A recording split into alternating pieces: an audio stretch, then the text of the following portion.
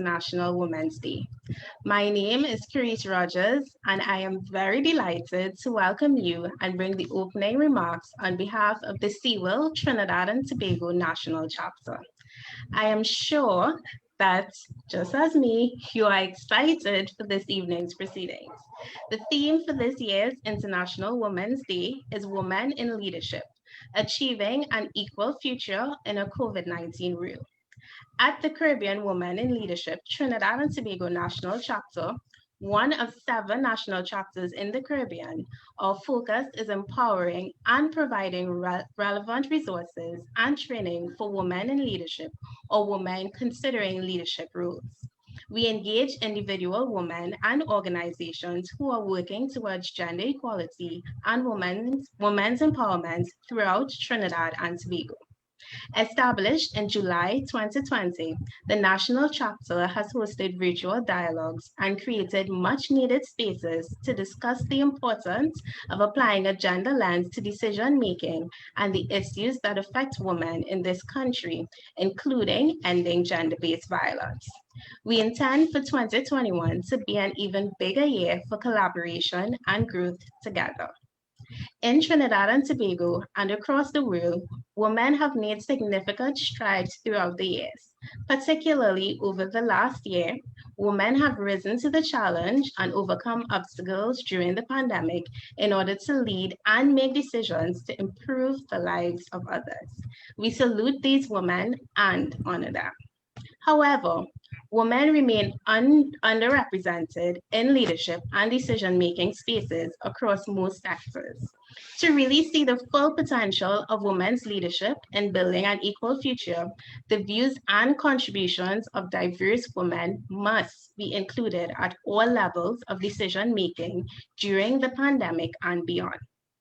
Today, it is my utmost pleasure to welcome both our esteemed featured speaker, the Honourable Penelope Beckles, and our host hailing from our chapter, CIWiLTT, Maya John. Maya John holds a Bachelor's of Science in Finance with honors and is pursuing her second degree in Political Science with a minor in Economics. She is the Communications Officer at the Trinidad and Tobago Youth Advocacy Network. She also serves as the Events Coordinator and Manager for the National Alliance of Faith and Justice. She has partnered to work on mentoring programs in youth rehabilitation facilities such as YTC and YTRSC called Saving Our Sons and Protecting Our Daughters. She's the marketing manager of Queen Esther's Ministry, a charity organization. Maya was also part of the first cohort for the Young Women in Leadership Conference 2020, where she served as opposition leader for the first ever all-women parliamentary sitting in Trinidad and Tobago. As I said before, Maya will be your moderator for today's proceedings, and she will take us through. Maya, everyone.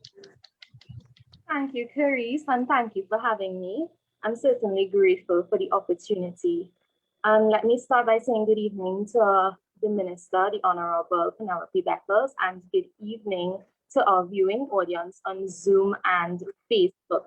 I'm excited to be spending this evening with you, and I hope everyone has their drinks in hand and you are ready for an insightful evening. I also want to invite you to send your questions to us, and our speaker will respond to them during our question and answer segment.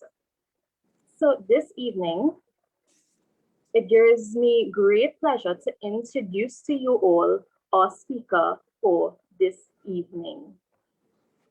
The Honourable Penelope Beckles, commonly referred to as Penny, Trinidad and Tobago politician, diplomat, and attorney at law. Currently, she serves as the Minister of Housing and Urban Development and the Member of Parliament for Arima. She also served as the permanent representative of Trinidad and Tobago to the United Nations from 2016 to 2020. Ms. Beckles attended the University of the West Indies St. Augustine and Cape Hill campuses, where she graduated with a Bachelor of Laws degree with honors. Penelope Beckles has an expansive political career entering the Trinidad and Tobago Parliament from 1995 as an opposition senator. She has also served as the Member of Parliament for the constituency of Arima and has held various ministerial portfolios, including Minister of Public Utilities and the Environment, Minister of Culture and Tourism, and Minister of Social Development. She served as the leader of the opposition business in the Senate in the 10th Parliament between June 2010 and December 2013 on December 17, 2007. She was the first woman in the history of the Parliament of the Republic of Trinidad and Tobago to be elected as Deputy Speaker of the House of Representatives. A lover of culture and the arts, Penny is also an avid sports fan, having attained many achievements in table tennis during her university career. Some of the issues that she is most passionate about are youth development, gender equality, and justice.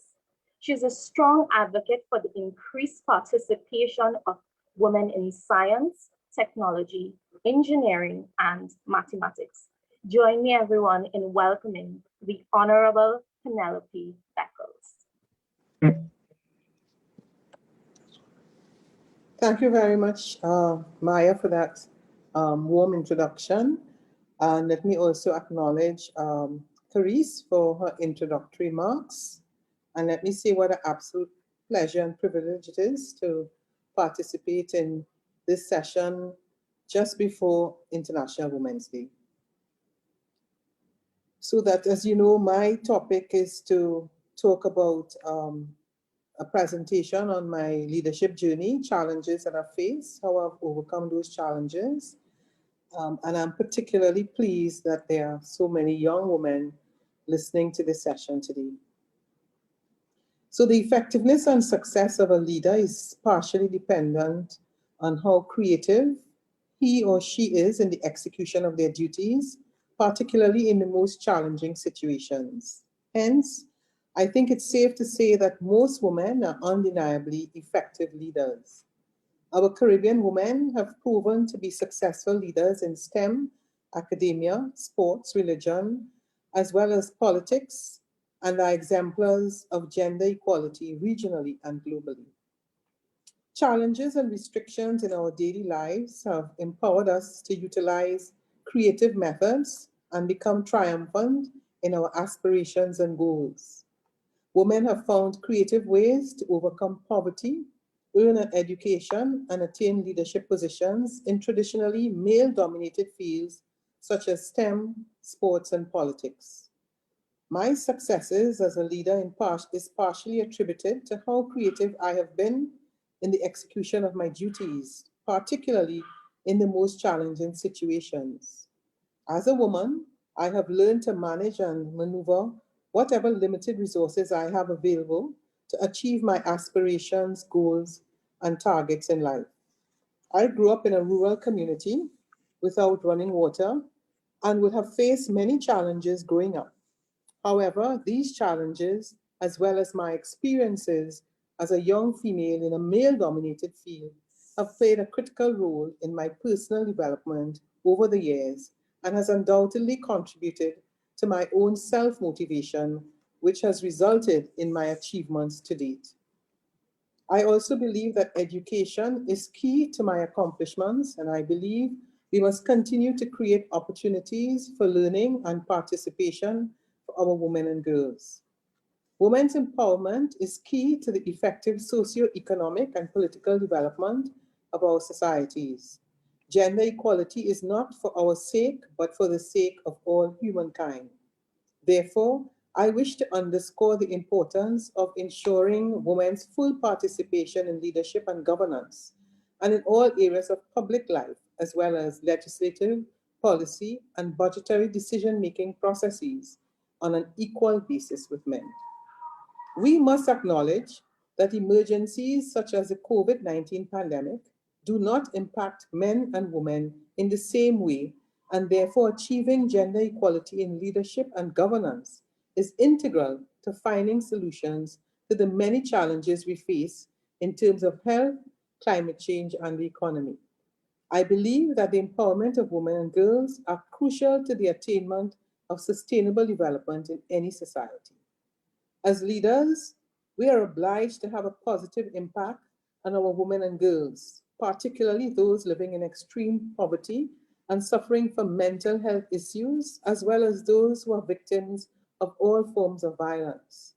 As such, we must remain committed to ensuring that they are educated on all facets of life and prepare them for participation and leadership in public life by equipping them with the necessary tools to do so, such as technology, access to healthcare, mental health counseling services, career guidance, food security, and nutrition.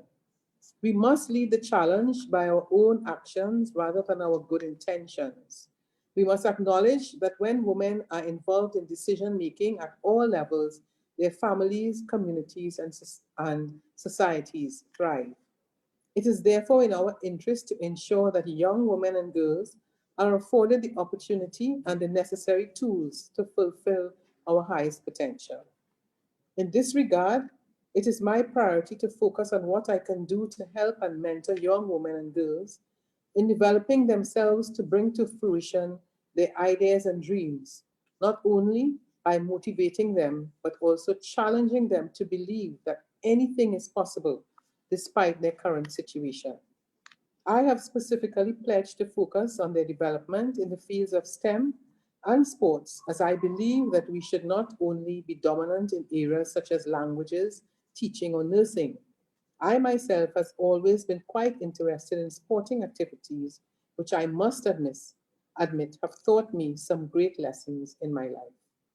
It is our duty to challenge the status quo and ensure that our goals and aspirations for gender equality are not forgotten and sacrificed in the fight to build back better. As women, we play a crucial role in the socio-economic aspects of our economy. We need to challenge ourselves to ensure a gender-based approach is utilized to ensure that the views and needs of women are taken into consideration. We should also challenge ourselves to collaborate with our men and boys to ensure women and girls are protected and provided with opportunities to achieve their fullest potential and make valuable contributions towards the development of our societies. I am proud to be among the female advocates who fought to become champions in their own right. We are witnessing a growth amongst women and men calling for action, not just in Trinidad and Tobago, but in the world. Leaders are not only women in the executive level positions, but frontline workers, healthcare, police officers, activists, mothers, etc., seeking change. I am humbled by the commitment and energy of these women and men to find the courage to speak out and support each other for change. I have been most fortunate over the last couple years to witness the introduction of the Trinidad and Tobago Police Service Gender-Based Violence Unit, revised legislation on the Order of Protection, strengthening the Sex Offenders Act and Registry, reinforcement of the system through investigation and data collection, policy changes to fight human trafficking and the differently abled, and how as a nation we are making every effort to remain steadfast in our efforts during the pandemic. I also believe that one of the most important things I've witnessed over the last year or two is the removal of child marriage, in Trinidad and Tobago. Finally, I want to say that all persons here making a contribution to women's equality and to reduce violence against women and children, I say thank you. Thank you for your support, your courage, your efforts, and let us continue to stand on the strength of those who laid the foundation to create the type of world we can be proud of. Thank you for the opportunity to be here and to let us celebrate International Women's Day with a reminder of the distance to go in making advances in achieving gender equality. I thank you and I look forward, of course, to questions. And I would like to say to particularly those who are part of the chapter of CIWiL, I would like to challenge you to ensure your innovativeness and creativity to ensure that you are not left behind, but arise out of your challenges stronger than ever. I choose to challenge you. Thank you very much.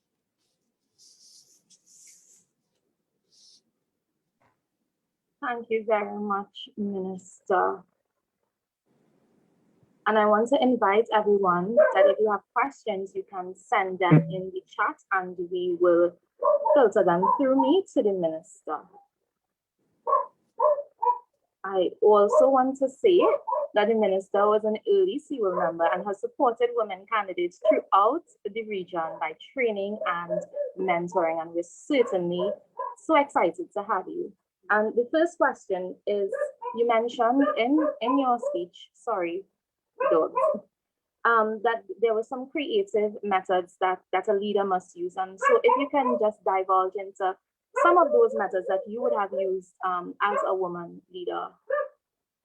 When you think of creativity, you think of the fact that you may not always have exactly what you want in your leadership roles. And therefore it's not just, let's take, for example, technology. We recognize now that, I mean, I had my office day in my constituency just yesterday, and so many women visited me, and so many of them actually don't have devices, for their children. And if you think of some of us who grew up like myself without, in my very early stages without electricity and water, I mean, creativity means sometimes linking up with some of your other colleagues from school, finding ways and means to do your homework at that time without electricity. I mean, at times when you didn't have water, because we did not have pipeline water for quite a long time until I was a teenager. I mean, how are you creative in terms of collecting water? I mean, it may sound simple, but when you think of the issue of water and sanitation, and the impact that has on education for many girls around the world, even in some communities in Trinidad and Tobago, it has forced some communities to be creative. It has forced some parents to be creative, because at the end of the day, the importance of education requires you to be creative, because if you do not find a way when you have those challenges that exist, what's the solution? You can find yourself not being able to maximize some of the other opportunities that come your way if you focus only on your challenges.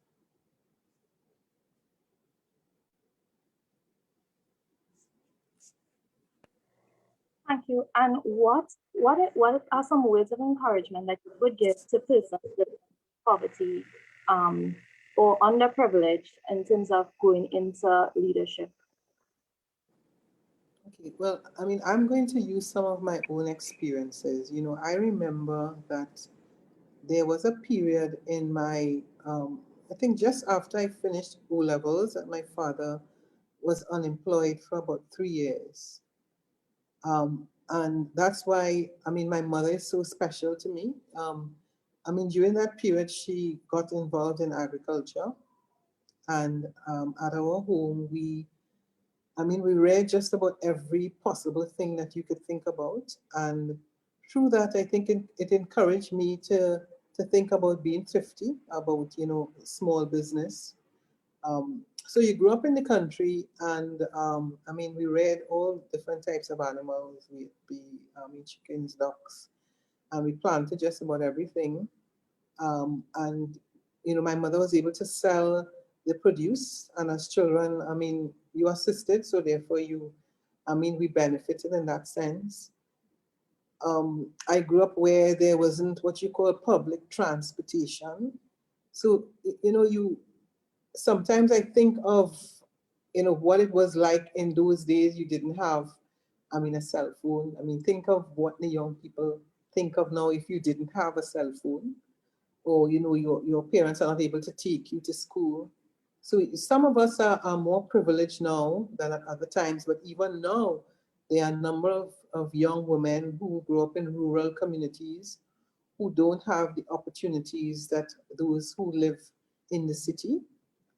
And I would say to them, you know, never allow poverty, never allow some of the challenges that you face to stop you from the dreams that you have, to deter you from those dreams. Because you would find that there are many persons who are world leaders today who are successful at anything that you see them being successful at now, that have had challenges. And most importantly, do not allow poverty to cause you to compromise your honesty and your integrity. It's because it's simply not worth it. And those things definitely come back to haunt you. And think of the lessons that you can share later on in life for other young women who would be in similar circumstances to yourself.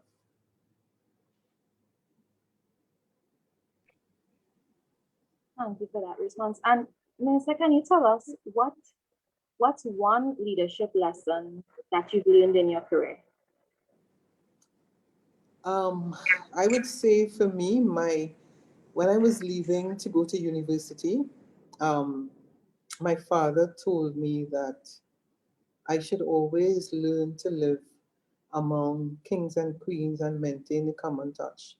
Now, at that time, I wasn't quite clear what he meant, but I remember that lesson clearly as I went to university. And it's really understanding that you should treat people equally as you deal with them, whether or not they are from a particular class, because the lessons you can learn from people who are from challenging situations, from rural communities, could be as good as persons things or that you would learn from persons from different walks of life. So develop the comfort to be able to deal with persons in any situations, no matter who that person is. And you would find it much easier for you to live life comfortably as you grow older. As you spoke about the developing the comfort to work with persons in a situation, can you tell us what on your experience being a woman working in a male-dominated profession? Well, you know, for me, what is always staring you in your face is that it's a constant challenge. I mean, you have to work a lot harder to earn the respect of men.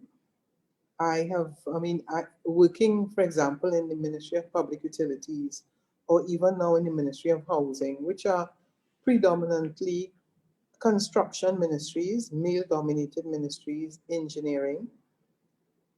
If you are called upon to lead an organization where you may not even have the skills, because I mean, I'm a lawyer by profession, I'm not an engineer. So that you have to learn fast. You have to be able to speak the language. And if you cannot speak the language, or if you're not willing to ask for help, or you're not willing to say that simple, for example, I do not understand, you can find yourself you can put yourself at in tremendous difficulties where you may not be able to manage, because that is the language of construction, the language of an engineer. So that going into public utilities where you're dealing with the water sector, you're dealing with the utility sector, you're dealing with the postal sector, and you're a lawyer by profession, so you sit along the table, and at times you get the impression that it's very deliberate for you not to understand the language. So, you know, you learn fast, you certainly bring before you, or you encourage people who really are willing to help you, who will not mislead you, and who will help you along the journey so that you can learn as fast as you need to learn. I mean, it's not going to be easy because their method of communication may be totally different from yours. And if you are not able to manage in such an environment, you can feel sorry for yourself. I mean, for me, I never felt sorry for myself in those situations, but there are times, having spoken to some of my other colleagues, not just in these ministries, but even at the UN, because even though you had 193 countries, the majority of ambassadors are male. So in most of the situations that I've had to deal with, even in the legal profession, you have had to deal with a lot of men. But you also remember there are also a lot of men that support you, that help you. Because if you're starting off in any profession, whether it be male dominated or otherwise, you must recognize that they are mentors, they are persons that will help you, they are persons that you should go and seek advice from. And if you are willing to do that, whether it's male or female, the chances are that you are going to be successful. You have to take some risks, but at the end of the day, you will find that you will make good decisions. And as you mentioned, mentors, can you tell us who are some of the people that would have mentored you or inspired you, and why? Well, I spoke of my mother a while ago. My mother was not an academic person. I mean, she did not do O levels, or she had not gone to university. But I mean, clearly she understood life. She was, I mean, the things that she did as a mother, she was home, she was a housewife. My father worked, but you would never get the impression that she was not schooled. I mean, some of the things that for example, when we think about economics, I mean, she always ran a susu, which is one of those, one of those things that most of us are not aware of now, but that was her main method of purchasing things at home.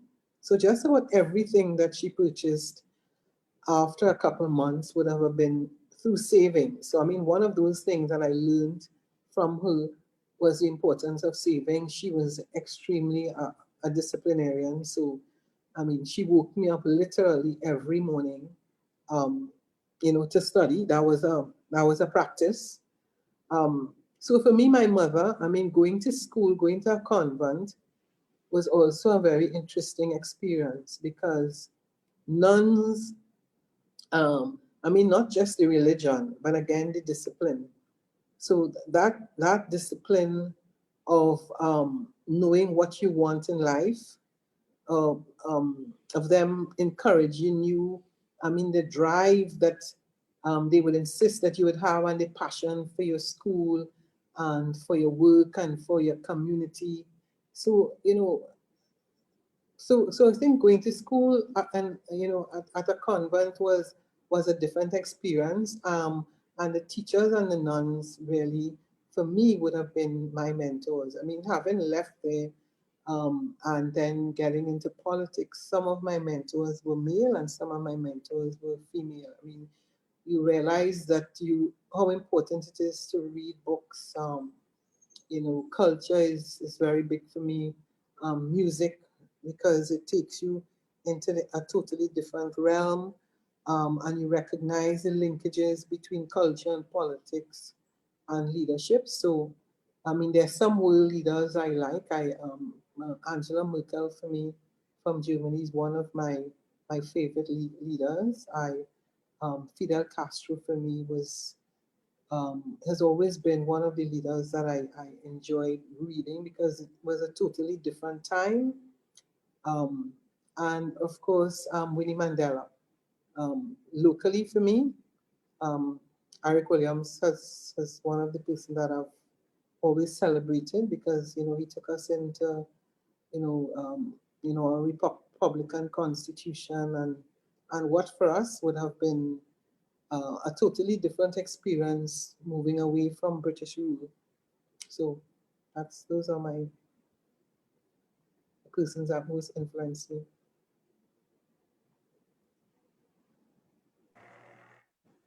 Thank you for your response. And I'm going to pause here to remind everyone that you can send your questions, and I will filter them to the minister, or you can raise your hand and you would be able to unmute your mic and ask the question for yourself. And so this question is one that was taken from the chat, and it says, girls in troubled urban communities face a special set of challenges to remain focused on their goals and fully realize their potential. Can you speak to what you feel are the best ways to address these particular challenges? Okay, so that, I always think about, I compare what it was for me as a child growing up and for a lot of the young women, especially with technology. I mean, cell phone, the internet, the fact that, everything is literally before you. But at the same time, there are opportunities. I mean, you always have to keep focus in terms of what is right and what is wrong. And very often as children or as girls growing up, we have a good sense as to what is right and what is wrong. But it's the peer pressure to me. How do you deal with peer pressure? How do you deal with your colleagues who want to go somewhere totally different? How can you be independent? How can you be strong in a situation where you are in a class and your colleagues want to go somewhere you want to study, or where your religion and your practices or what you have learned from home, you recognize that if you don't go along with the masses, I mean using masses in the sense of your colleagues, how can you stay focused? How do you deal with situations when you have those types of challenges? I mean, we always have to recognize the importance of spirituality, which is something, and religion, which was always important to me as a child growing up. Again, you going to a convent, and religion was always so important. So those conflicts that you will have from time to time about whether you go left or whether you go right, whether you go with your colleagues, the temptations that come your way, it is always remembering, what do I need to do to achieve my goals? Because you know very well that if how do you balance? Because it's always a question of a balance. If I take the time and I don't study today and I go elsewhere, I go to party or I go by my friends, I mean, am I going to achieve my goal? Because you have to have a balance. You have to be able to do other things in order to grow, in order to lead, because the importance of being a good leader means that you have to have a multiplicity of experiences. You have to be able to know when to take risks. You have to be able to know how to deal with challenges. And you cannot just go down one road and say, well, this is how I will achieve what I have to do. So how do you prepare for distractions? How do you prepare for risks? How do you prepare for peer pressure? I mean, it's not the easiest thing, but those are discussions that you must have among your peers, because sometimes your colleagues that are trying to encourage you to do things that you shouldn't do, they have challenges sometimes at their homes. And so if you have friends as well that are distracted or are getting into activities that could put them into trouble, I mean, are you also going to help them, or are you simply going to just turn your back? So simply say, well, I'm going to join them. Or can you be a help to your friend? Or can you be a help to a person who may not be your friend, but who may be calling out for help, just to hear a voice of somebody who says, well, look, I'm willing to listen to you.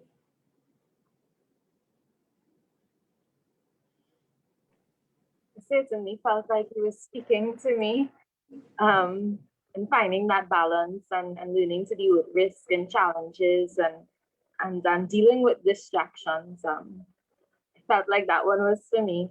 But I'm going to ask you another question that was posted by someone who is in our audience. And she says, you're an advocate for tech. So how do you think advancing the police service tech could help advance the TPS? And why do police ink your fingers to get a certificate of character? Okay, so that's the procedure. I mean, you're talking about fingerprinting because, I mean, we are aware that no two persons have the same fingerprint. So that the purpose for that is to ensure that when that print is taken, nobody else has that print. I mean, those are legal requirements. so that you can't really get, and that is not exclusive to Trinidad and Tobago. You know, now you have all kinds of modern methods of technology so that, you know, you can go to work and use your print in order to check in, you know, instead of writing and saying, Penelope Beckles, 9 o'clock, check out, check in. So technology is there. I mean, whether it's the bank, online banking, I mean, we have moved now from a lot of your physical presence or writing. So that some countries in the world, for example, have one form of ID. And that one form of ID can pull up your birth certificate, your several families' birth certificate. I had the opportunity to go to Dubai, and the interesting thing about there is a ministry of possibilities. And if you go to get your passport, you can get your passport in a day, in less than a day.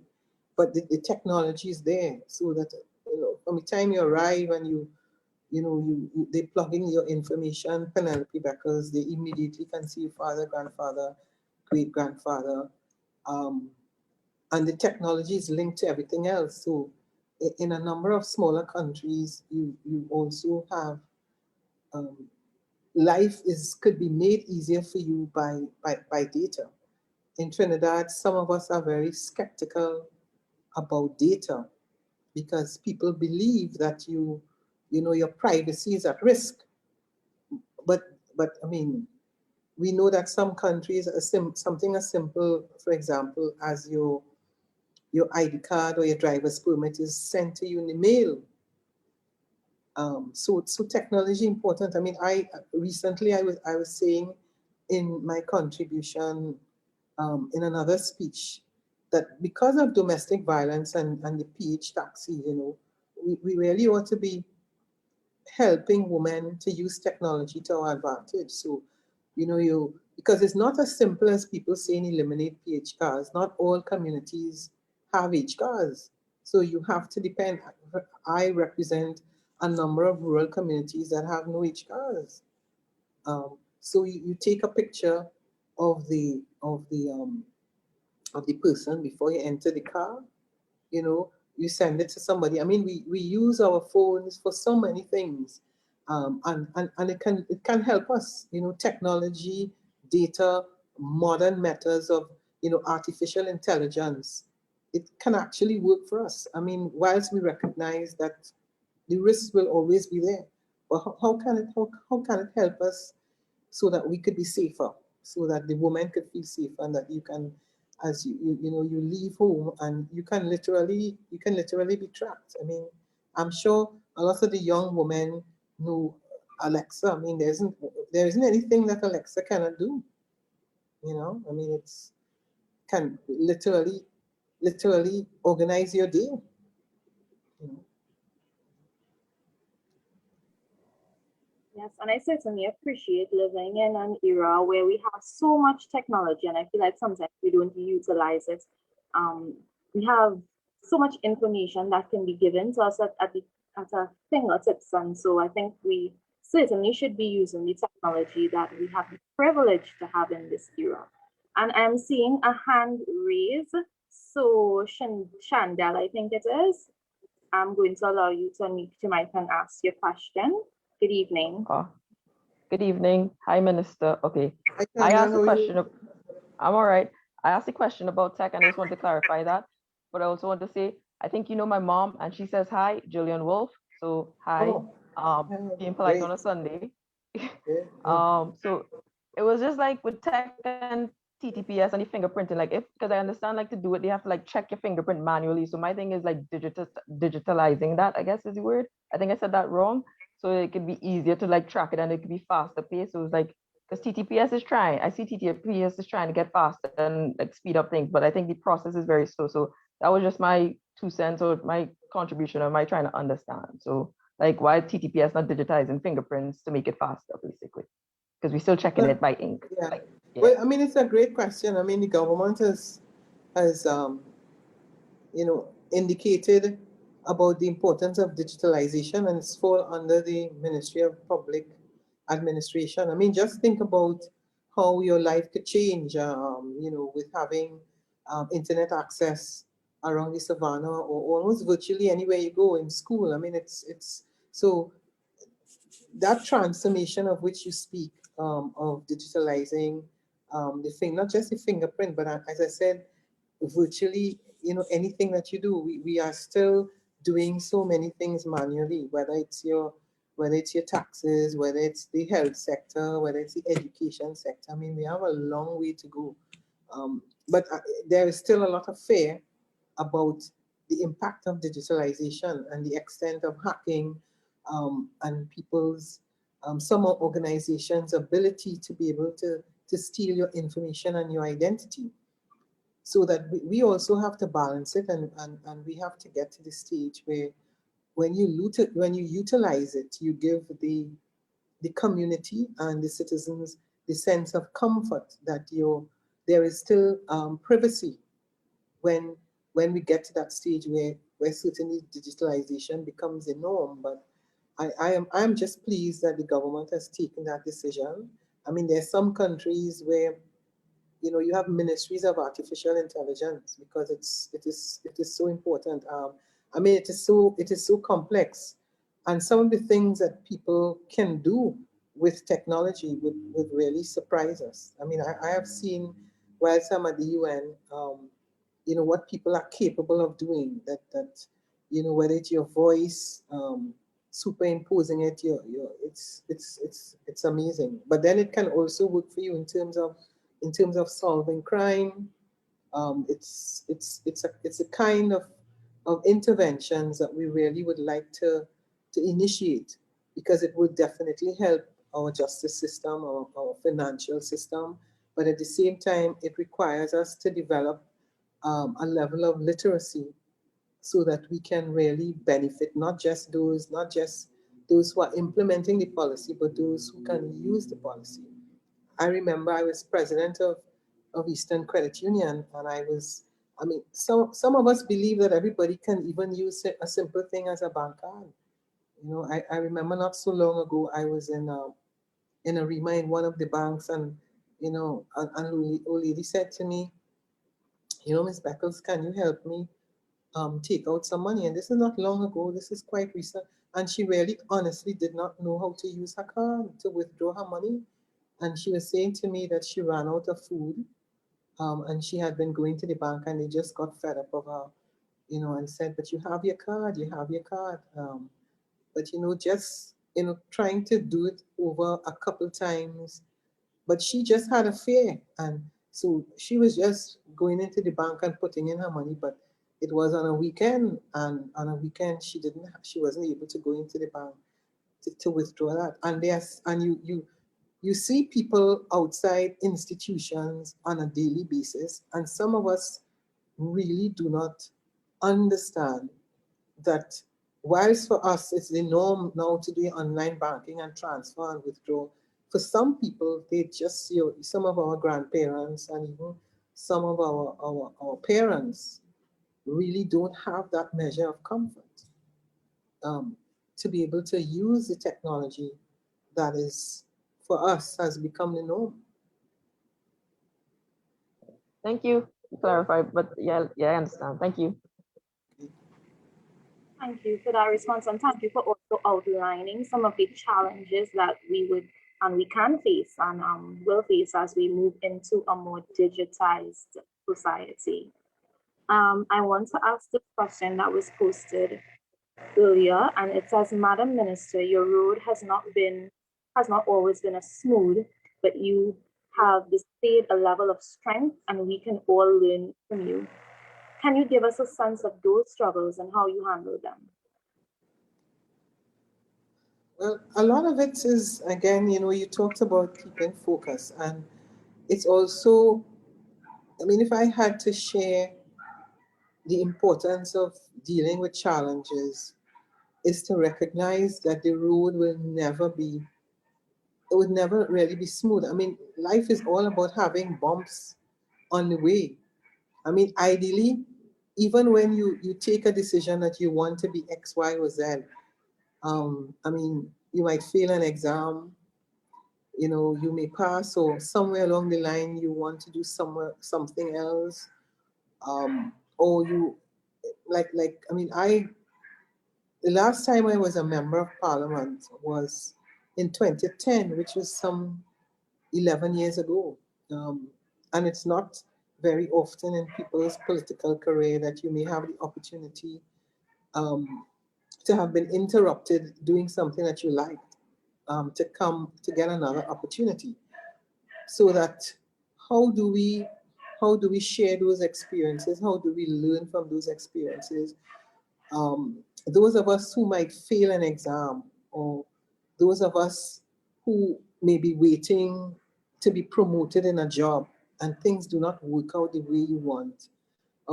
Those of us whose parents may not be able to pay your fees for you to go to university. I mean, all those are different challenges that you face. How do you overcome that? How do you say, well, can I take a year off? Can I get a job? Would you be able to save if you are not successful when you go for a job? How do you handle it? If those of you who are interested in politics and you go for screening and you're rejected, how do you manage it? Do you just give up? Are there people you can go and talk to? Are there books that you can read? Do you recognize that in order to succeed, you must fail? You must have challenges. If you look at President Biden, I mean, he actually went up to be the president 3 times. He had an aneurysm, and I mean, he's doing it in his 70s. How many of us look at the number of leaders who actually have failed on more than one occasion before they succeeded? There are very few people who succeed at what they set out to do without having challenges. So, are you going to prepare for yours? Are you going to say, I hope that I wouldn't have a challenge? Or are you going to recognize the value of challenges? Because it's really the value of challenges, the value of those bumps in the road. How do you recover from mistakes that you make? Those where you that can take long, because many people do not recover from mistakes because sometimes they have no one else to talk to, or some people don't even realize that they are making a mistake, because some of us can develop an arrogance that doesn't allow us to see that we are going down the wrong road, or that we are like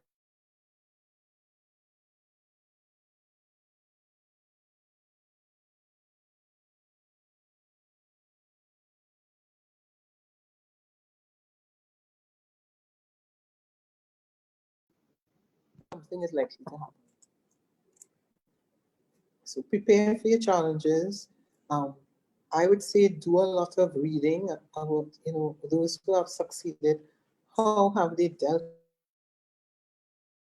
with their challenges? And challenges could be health, it could be financial, it could be, how do you recognize that you have, there would always be competition. So that if you're going up for a promotion, if you're going up for a position, do not conclude that the only person that is entitled to the job is me. I mean, there's nothing wrong in you believing that that is what I want to do. But if you do not succeed, how do you recover? How do you become a better person? How do you learn from the mistakes? And how do you arise from that challenge and that mistake and that setback to be a better person? Because I can assure you that on most occasions, you will be a better person if you accept the challenge, the mistake, the bump in the road. And how can you smile through all of it? Sometimes it's very difficult to smile, and maybe even to say thank you, Lord, for waking me up from my slumber. Thank you for that response. And I certainly feel like, I'm determined now more so to be resilient and tenacious in dealing with leadership. I want to acknowledge Nicole, who raised her hand, and so I'm going to allow you to unmute your mic and ask your question. Nicole? Afternoon, everyone. Afternoon, Madam Minister. Just wanted to follow up on your contribution just now in terms of vying for what I would call a really, really big post in the PNM and then getting that post in the UN. And how do you then possibly, just using some of the, what you said just now in terms of operating in a space that is mainly male oriented. And also too, possibly then getting the burden of almost every woman in a sense, in terms of, we giving everything to you and that's, we hoping that you work miracles in spaces like that. What is your response to things like that? What I have learned is that there are a lot of men that support you. We do forget that there are men that support us. So that I remember I was president of Eastern Credit Union and there were no women.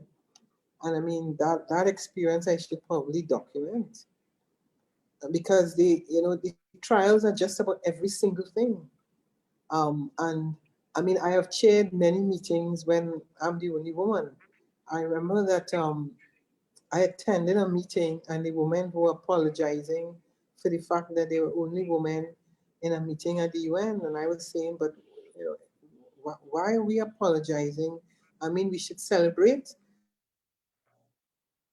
when you have a meeting and finally you have an all-female panel. I mean, that is so rare. But that is outside the Commission of the Status of Women, outside that month in March when women dominate the UN. But you are seeing now that you do have women dominating virtually every discipline. I mean, it's difficult, but it's happening. I mean, you have a plane being flown by exclusively women, from the engineer, the pilot, just about everybody. I mean, those are things to celebrate. But we don't be afraid of chairing a meeting when everyone else is a man. I mean, to me, you need to celebrate it. I mean, there's nothing to be afraid about. I mean, you're going to be under scrutiny and they may be thinking all sorts of things. Can she do the work, but celebrate it. And because there are a lot of women and young girls who are hoping that turn will come for them.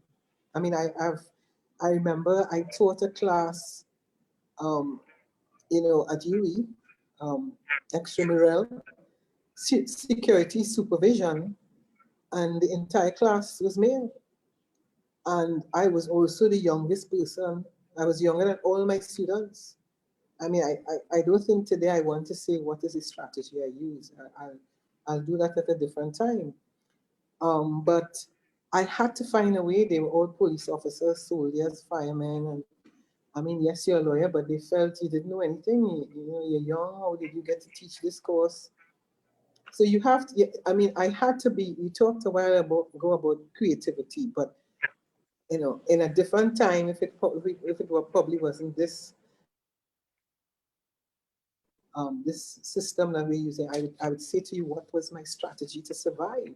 But I had to develop a strategy to survive because every time I went to teach the class, they challenged everything that I said. Even if I was reading it from a book, they didn't want to accept it. So I had to find my way to survive. I mean, at the UN, when you're dealing with issues of terrorism and counterterrorism, and I mean, you find yourself on a panel sometimes and you just happen to be the only woman. But I have found ways to celebrate it, and you need to find ways to celebrate it. And there will always be somebody on that panel, some male person on that panel who actually will respect you and recognize that you are worth the fact that you have reached where you are based on your commitment, your experience, and that you have worked hard as everybody else for that position. And they are going to know the difference. And we must also remember the importance of being prepared for positions, because there is the issue of the quotas of having a quota system where they believe you should have 25% women, 10% whatever.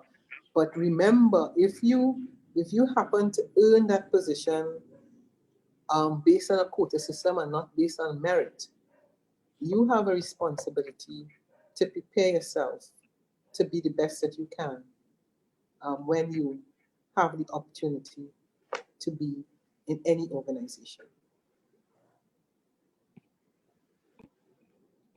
Thank you.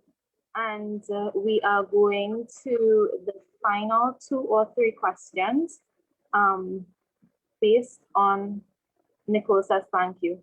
Based on your response, you would have mentioned that sometimes as a leader, you have to face rejection. Can you tell us how have you dealt with dealing with rejection? Yeah, okay, so I mean, rejection can be very painful. Sometimes rejection can continue for quite a while. Rejection can be extremely lonely because you would find, particularly in politics, I mean, people are looking for success. They are looking for persons who are winners. And it's an interesting lesson, rejection, because it keeps you grounded. And it also allows you to be able to see who your friends are. Rejection allows you to know where does your support lie. Very often it strengthens you spiritually, but you do realize that it's mainly your family who would support you when you're rejected, especially politically. You may have a few friends, but they will be very few. And it really allows you to become stronger. It allows you to, you know, if this is where you want to go. I mean, there are some people when they're rejected, as you know, they're not able to go out into the public domain for a while. I mean, and it's human because you're not sure what people are thinking about you. I mean, do they want the best for you anymore? Do they hope that should be the end of you? Um, but you have to, I mean, as I said, you have to pray a lot about these things. You have to pray a lot about your spirituality, because it is an area that most of us don't like to talk about. But because rejection can be so lonely, you have to be able to find ways and means to deal with it requires a different kind of strength, whether it is, you know, you didn't get the job and you're sure you're going to get the job and you have to walk back into the office with your same colleagues who may be saying all sorts of things about you, or you're rejected from going up for a particular constituency, as I have on more than one occasion. I mean, I have been fired a couple of times. I was fired in the Senate in 1998, you know. So, and rejected more than one occasion for running for the Arima constituency. And how do you recover?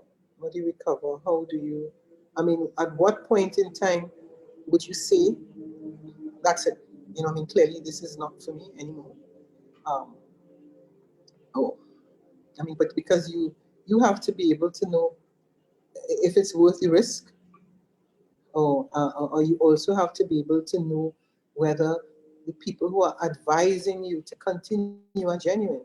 Because a lot of times you would get advice and it's not genuine. So how are you able to determine those who are misleading you from those who are genuinely leading you? And that sometimes is a blurred line.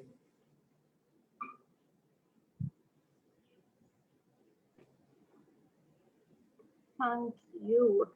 That response tells me that my faith also plays an important role in my leadership, and I'm glad that I can incorporate it too, because there are certainly parts of very,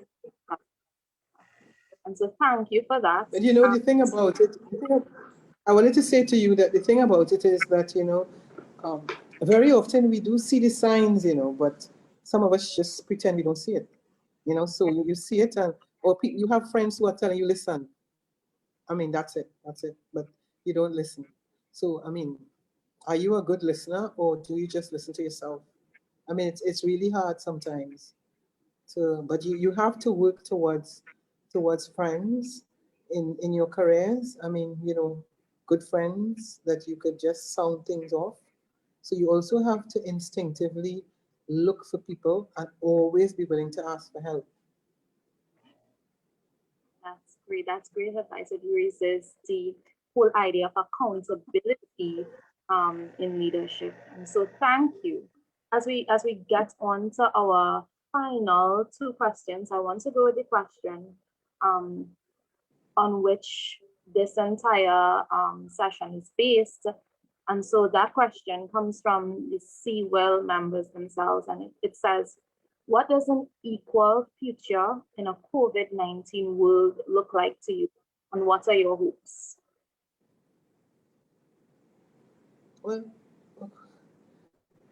and you know, when you talk equality, you talk reality. You know, in law, we talk about equality and equity because it's not the same thing. So, you know, when we talk about an equal future in COVID-19, I mean, let's face the reality that women are the ones who are dominant. We are the caregivers, we are the health workers, we are basically on the front line, and we are the ones who are, in a sense, suffering the most. Because, you know, you are still the one that has to be at home to look after the children. I mean, when you look at most of the jobs that are being lost, it's really mainly women that are losing their jobs.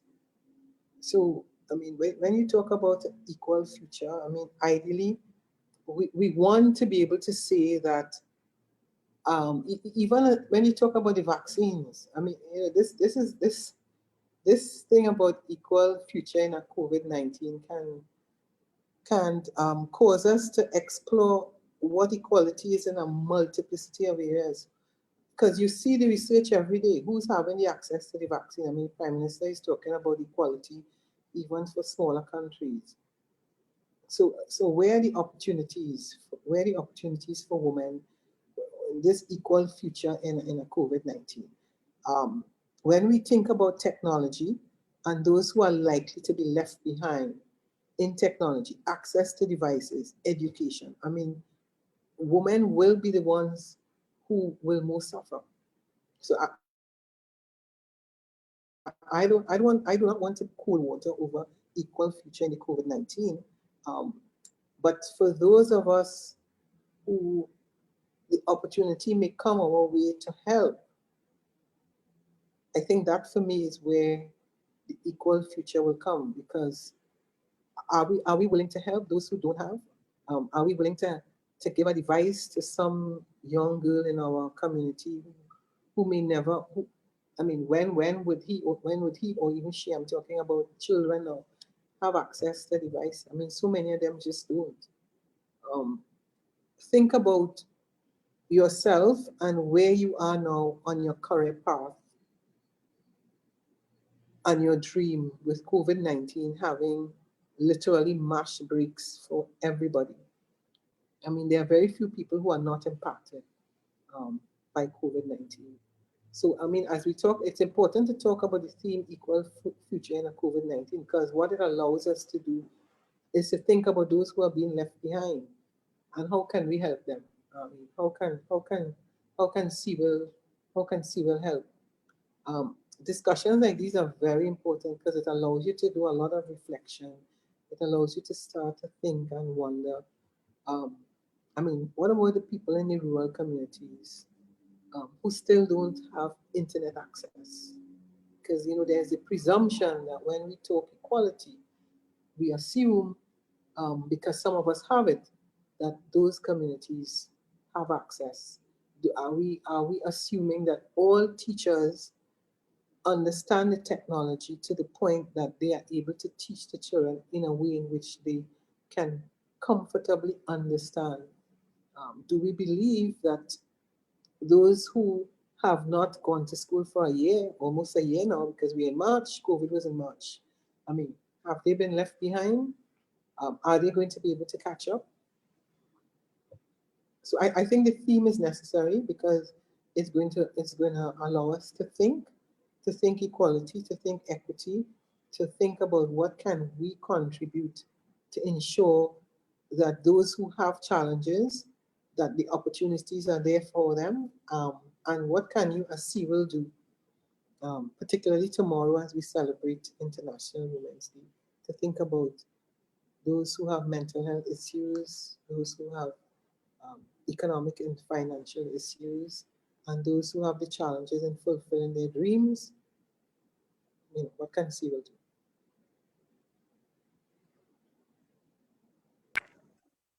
Thank you very much. And I just want to say thank you guys for having me, and thank you, Minister, for sharing your knowledge with us. We certainly appreciate you. And so now I'm going to hand over to Carice, who is going to wrap up. So did I get all the questions? All the questions were answered? Sorry? Were all the questions answered? We did not get all the questions answered, but we are also considering the time. We know we said 1 hour and it is now 5:10.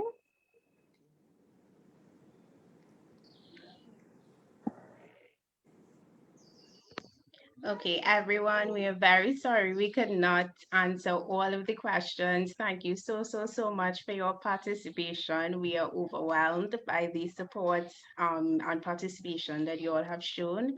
So thank you very much. Thank you, Maya.